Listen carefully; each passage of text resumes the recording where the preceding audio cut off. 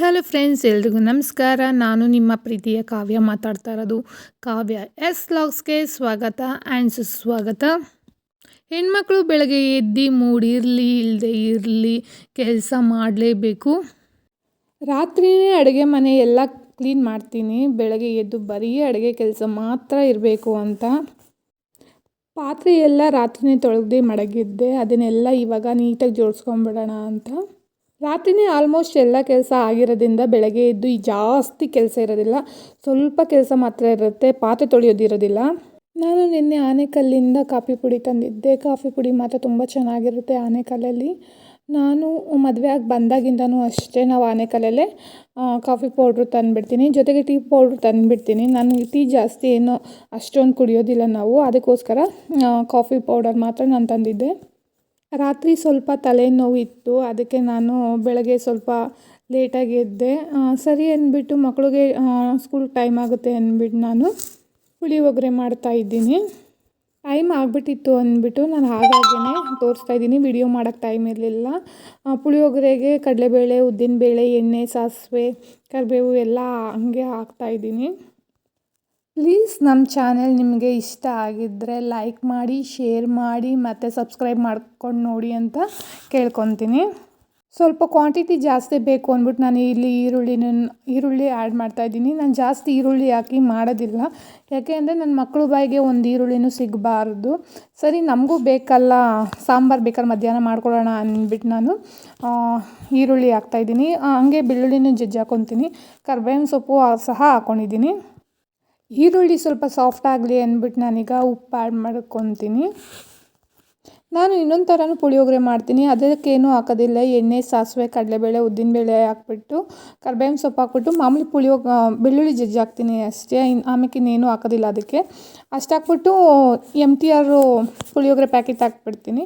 But ನಾನು ಇವತ್ತು GRB ಮಾಡ್ತಾಯಿದ್ದೀನಿ. GRB ಅಷ್ಟೊಂದು ಚೆನ್ನಾಗಿಲ್ಲ ಅಂತ ನನಗನ್ನಿಸ್ತು. ಏನು ಮಾಡಿದೆ ನಾನು ಗೊತ್ತಾಗಿಲ್ಲ.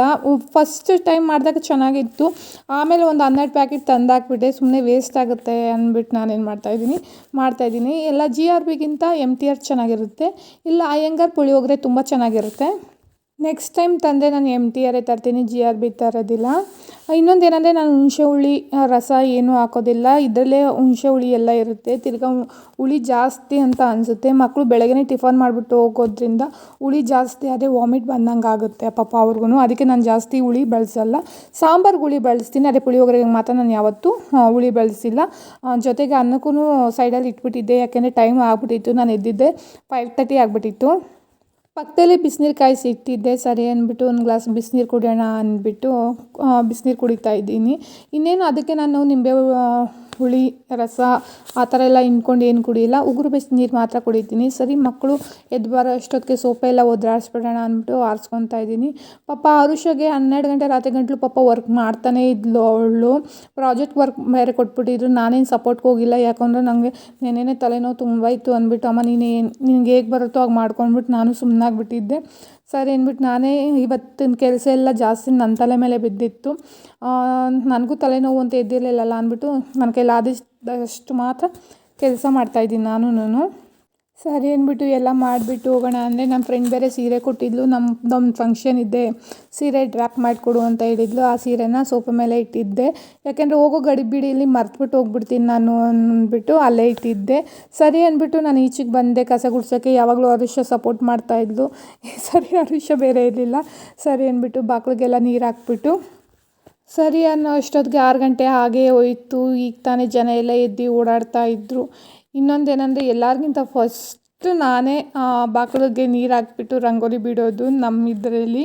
ಆಮೇಲೆ ಎಲ್ಲರೂ ಬರ್ತಾರೆ. ನನಗೆ ಬೇರೆ ಡಸ್ಟ್ ಅಲರ್ಜಿ ಇರೋದ್ರಿಂದ ಇವತ್ತು ನಾನು ಜಾಸ್ತಿ ಕೆಲಸ ಮಾಡೋದ್ರಿಂದ ಅಕ್ಷಿ ಅಂತ ಹೊಡಿತಾನೆ ಇದ್ದೆ. ರಂಗೋಲಿ ಎಲ್ಲ ಬಿಟ್ಟಿದ್ದಾಗಿತ್ತು. ಸರಿ ಅಂದ್ಬಿಟ್ಟು ಹೋಗೋಣ ಅಂತ ಸ್ವಲ್ಪ ಮುಂದಕ್ಕೆ ಬಂದೆ.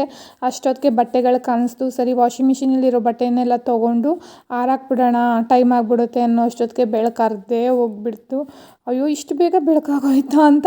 ಈಗ ತಾನೇ ರಂಗೋಲಿ ಬಿಡುವಾಗ ಕತ್ಲೆ ಥರ ಇತ್ತು, ಆಲ್ರೆಡಿ ಬೆಳಕು ಆಗೇ ಬಿಟ್ಟಿತ್ತು. ಅಷ್ಟೊತ್ತಿಗೆ ನಾನು ಆರುಷ ಎದ್ದೇಳಮ್ಮ ಅಂತ ಹೇಳಿಬಿಟ್ಟು ಈಚೆ ಬಟ್ಟೆ ಎಲ್ಲ ಒಣಗಾಕ್ಬಿಟ್ಟೆ. ಅದನ್ನೇ ಸರಿ ಒಳಗೋಗಿ ಕಾಫಿ ಕುಡಿಯೋಣ ಅಂತ ಅಂದರೆ ಹಾಲು ಇರಲಿಲ್ಲ. ನಮ್ಮ ಭಾವಂಗೋಸ್ಕರ ವೆಯ್ಟ್ ಮಾಡ್ತಾಯಿದ್ದೆ ಹಾಲು ತೊಗೊಂಬರಲಿ ಅಂತ. ಸರಿ ನಮ್ಮ ಭಾವ ಬಕೆಟಲ್ಲೇ ಹಾಲು ಕೊಟ್ಬಿಟ್ಟು ಹೋಗ್ಬಿಟ್ರು. ಸರಿ ಅಂದ್ಬಿಟ್ಟು ನಾನು ಯಾವಾಗಲೂ ಹಾಲನ್ನ ಈಸ್ಕೊಂಡ್ರೆ ಸೋರಿಸ್ಬಿಟ್ಟೆ ಎತ್ಕೊತೀನಿ. ಯಾಕೆ ಅಂದರೆ ಹಾಲು ಕರಿಬೇಕಾದ್ರೆ ಈ ಸೈಡ್ ಹರಳೆಣ್ಣೆ ಹಾಕಲ್ಲ, ನಮ್ಮ ಸೈಡ್ ಹರಳೆಣ್ಣೆ ಹಾಕಿ ಹಾಲು ಕರಿಯೋದು. ಈ ಸೈಡ್ ಹರಳೆಣ್ಣೆ ಹಾಕಲ್ಲ, ಆದ್ರೂ ಹಸಿಂದು ಕೂದಲು ಎಲ್ಲ ಬಿದ್ದಿರುತ್ತೆ. ನೀವು ನೋಡ್ತಾ ಇರ್ಬೋದು. ಅದೆಲ್ಲ ಏನಾನ ಅಕಸ್ಮಾತ್ ಮಕ್ಕಳು ಹೊಟ್ಟೆ ಒಳಕ್ಕೆ ಹೋದರೆ ಬೇದಿ ವಾಂತಿ ಆ ಥರ ಆಗುತ್ತೆ ಅಂದ್ಬಿಟ್ಟು ಕಂಪಲ್ಸರಿ ನಾನು ಎಲ್ಲ ಸೋರಿಸ್ಕೊತೀನಿ.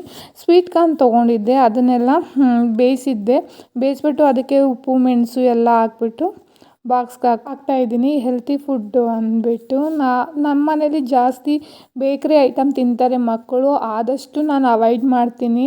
ಅವರು ಅದಕ್ಕೆ ಏನು ಮಾಡ್ತೀನಿ, ಸ್ವೀಟ್ ಕಾರ್ನ್ ಅಂದರೆ ಅವ್ರಿಗೆ ಇಷ್ಟ ಅಂದ್ಬಿಟ್ಟು ಜಾಸ್ತಿ ಇದನ್ನು ತೊಗೊಂಬರ್ತೀನಿ ನಾನು ಅವ್ರು ತಿನ್ನೋದಕ್ಕೆ ಅಂತ.